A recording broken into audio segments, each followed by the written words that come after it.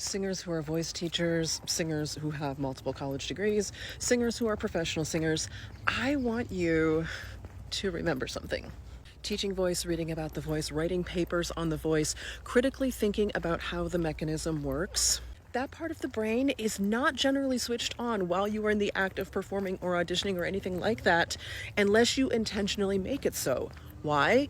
Because singing is about communication. So don't be hard on yourself when you're singing and magic just doesn't spontaneously pour out at every second. True story. About a week and a half ago, I drove about 12 hours from the Des Moines metro area to the Detroit metro area in one day. And then I had the dress rehearsal the next day. That next morning, I sat down at the piano to warm up, and the voice was not voicing.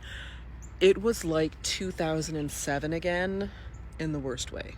So I pulled out all of the usual tricks like, oh, what's my favorite aria? I know I'm just going to sit down and that's going to be magical. I got through it, was not magical. And yeah, at one point, there I am sitting at my friend's piano and I put my head in my hands and I'm just like, Jesus, Jenny, you teach people how to sing. And I thought, okay, so if I was my student, what would I do? And within 10 minutes, it was all fixed and it was fine. But,